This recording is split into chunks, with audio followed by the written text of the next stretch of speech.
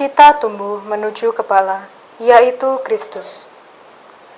Pembacaan dari surat Rasul Paulus kepada umat di Efesus. Saudara-saudara, kepada kita masing-masing dianugerahkan kasih karunia menurut ukuran pemberian Kristus. Itulah sebabnya kitab suci berkata, tatkala naik ke tempat tinggi, ia membawa tawanan-tawanan. Ia memberikan kurnia-kurnia kepada manusia. Kalau dikatakan tatkala naik, bukankah itu berarti bahwa sebelumnya ia telah turun ke bawah? Dia yang telah turun, dialah juga yang telah naik jauh lebih tinggi daripada semua langit, untuk meresapi segala sesuatu dengan daya penyelamatannya. Dialah juga yang memberikan kurnia menjadi rasul atau nabi, pewarta Injil, gembala umat, atau pengajar. Semuanya itu untuk memperlengkapi umat bagi pelayanan dan pembangunan tubuh Kristus. Dengan demikian, akhirnya kita semua akan mencapai kesatuan dalam iman dan pengetahuan tentang Putra Allah. Kita akan menjadi manusia sempurna dan mencapai sesuai dengan kepenuhan Kristus. Maka kita bukan lagi anak-anak kecil. Kita tidak lagi diombang-ambingkan oleh rupa-rupa pengajaran. Kita tidak lagi dipermainkan oleh kelicikan manusia yang menyesatkan. Sebaliknya, dengan bertindak jujur dan benar dalam cinta kasih, kita tumbuh dalam segala hal menuju kepala, yaitu Kristus. Dari Dia seluruh tubuh menerima daya tumbuhnya, guna membangun diri dalam cinta kasih.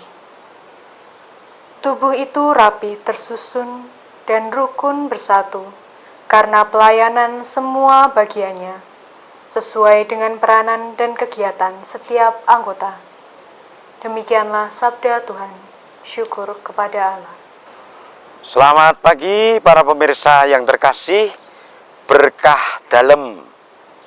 Sekarang ini baru rame-ramenya, apa istilahnya, Hari Pangan Sedunia.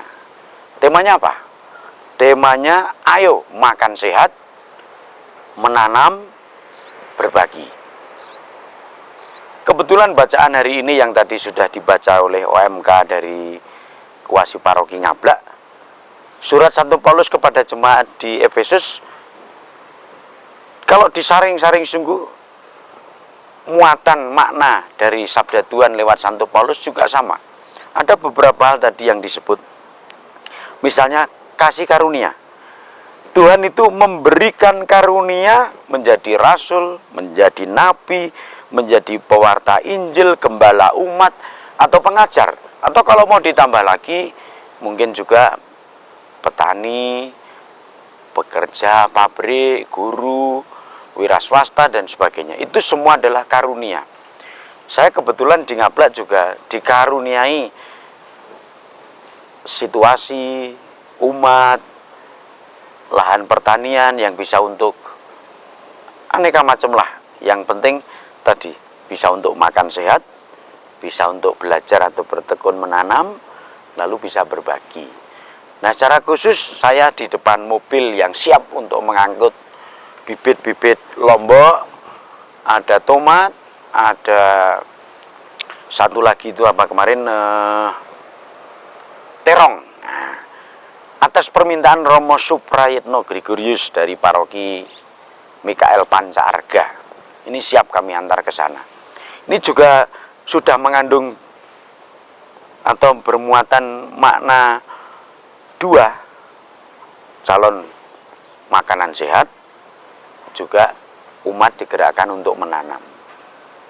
Maka sangat indah apa yang dikatakan Santo Paulus, bahwa kita masing-masing diberi karunia, masing-masing juga dikasih anugerah kasih karunia menurut ukuran pemberian Kristus. Nah, saya dengan Romo Suprayitno bisanya ya membantu seperti ini. Semoga bisa bermakna. Mari Bapak Ibu saudara-saudara terkasih, para pemirsa, pencinta berkah dalem, kita mencoba untuk merenungkan sabda Tuhan secara sederhana saja. Bagaimana memaknai berbagi, bagaimana menghayati kasih karunia Tuhan yang diberikan kepada kita, bagaimana kita masing-masing bisa mengupayakan supaya kasih karunia itu menjadi sesuatu yang sungguh tidak hanya berarti bagi diri sendiri, tetapi juga berarti bagi orang lain.